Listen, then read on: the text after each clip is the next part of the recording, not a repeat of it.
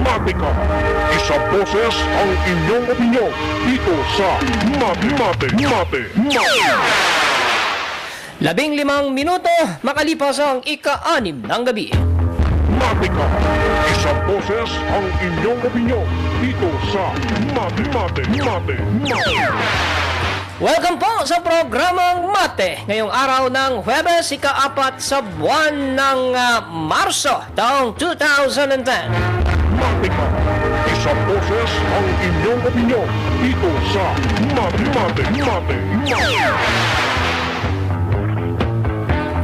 At syempre ako pa rin po ang inyong lingkod, Sal Delanon, na nag-iimbita po sa inyo na sana'y samahan nyo kami ng aking katuwang sa ating programa ngayong gabi sa loob lamang po ng isang oras, alas 6 hanggang alas 7. Dito lamang po sa himpilang DZRJ 810 kHz inyong mga talapihitan. Ito po ang Radyo Bandido. Matika. Isa boses ang inyong opinyon dito sa Mate.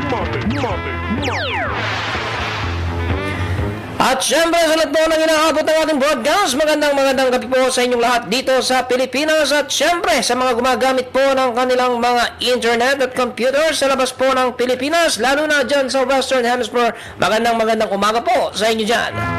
Matika. Isa boses ang inyong opinyon dito sa Mate. Araw na naman po ng Huwebes, ito po ang ating segment na Exit Superhighway from Poverty. At syempre sa segment po natin ito, palagian po natin katuwang ang spokesperson po ng Americans for a Better Philippines, walang iba kung hindi si Engineer Arthur Buoy. Engineer, magandang gabi sa'yo. Good evening, Saldi. Albert, thanks for having me. And of course, good evening, everybody. Ayan, ano po, at syempre, pasensya na po at ngayon lang po tayo ulit magkakapiling matapos po ang ilang mga araw na hindi po tayo nagkasama sa broadcast dahil nga po sa ating technical problem dito sa ating radio station na kung saan ay inayos po ang ating transmitter. Pero sa gabi ito po ngayon ay muli na naman po tayong tatalakay ng isang mahalagang issue na kasalukuyang pinagtatalunan ngayon ng mga sektor dito sa lipunan. Well, ang ating pong pag-uusapan ngayon, tamang-tama po ang issue dahil sa ngayon po ay nag-aaway po o tila hindi ho nagkakaintindihan ang Department of Health at ang CBCP, ang Catholic Bishop Conference of the Philippines sa issue po ng yung pagpapropagate po ng DOH sa paggamit po ng condom upang maiwasan ang paglaganap po ng HIV/AIDS virus. Po?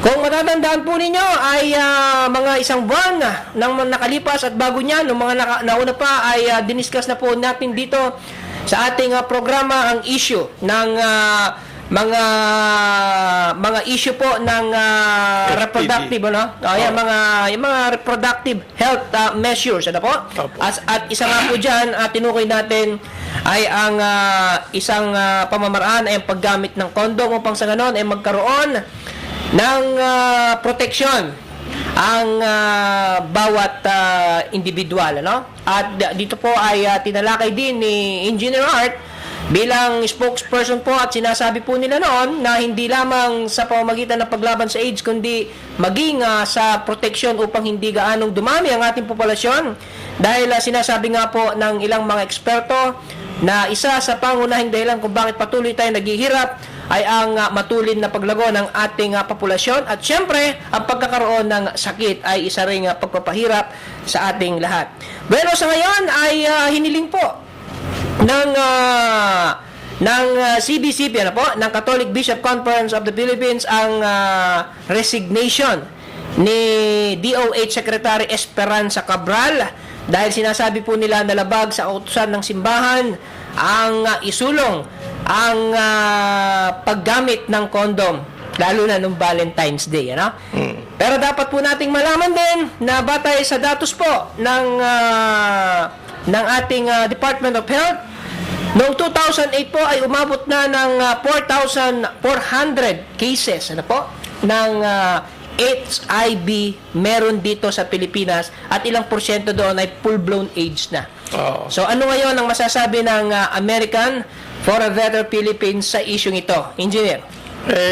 Ang ano natin dapat ipagtanggol natin yung tama, yung sabi ni Cabral. Yung interpretasyon ng CBCP na sumusunod lang sila sa interpretasyon ng kanilang nasa taas. Mali yun. Kasi unang-una, kung tanungin mo sila kung ano ang solution nila, wala naman silang maibigay. Kung hindi lang matigas lang sasabihin nila na, sabi raw, huwag kayong gagamit ng condom. Pero wala naman silang solusyon sa problema. No? Kung meron sana silang solusyon, di pakinggan natin. Wala naman silang ibigay na mas maganda na alternative solution. Kaya, kalokohan yun. Unang-una, yung interpretasyon na bawal ang condom, nakakapagtaka kasi nung sinulat ang Biblia, wala pang gumagawa ng condom. Paano nila naisip na sabi ng Biblia bawal ang condom? Kung hindi imagination lang na kalokohan yun. Ang isa kasing problema, ang pag mahirap, lumalakas ang negosyo ng religion. Any religion,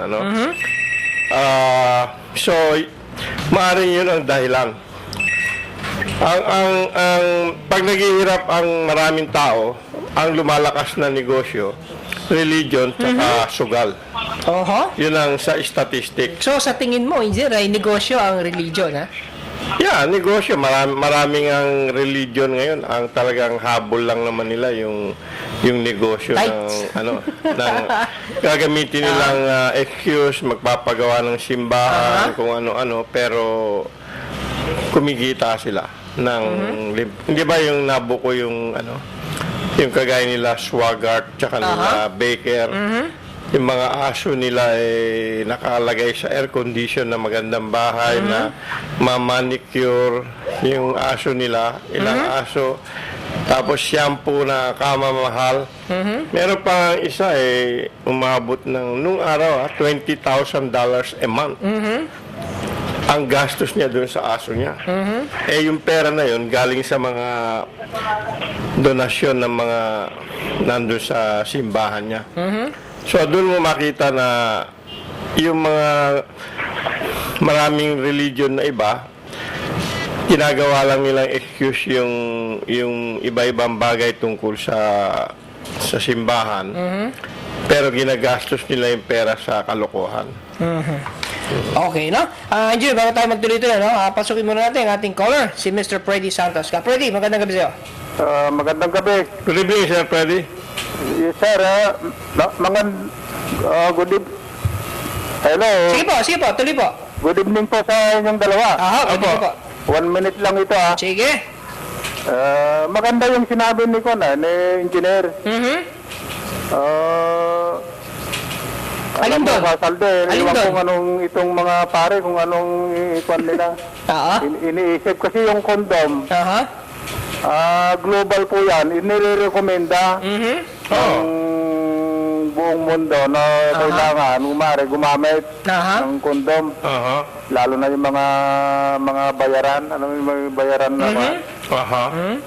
Para Iwas ng sakit. makaiwas ng sakit. Lalo na ngayon sa bansa natin, Kasalde. pandemic. Marami. Marami na apektuhan na sa AIDS. 4,400 nung 2008, 2008 lang yan, ha? What about this 2009 at saka itong early 2010? Kumakalat na. Kaya mag-iingat po tayo. Itong nakikinig yung mga pare sa ngayon, pag na kayong maganda yung panukalan ni Health Secretary Cabral. Oo.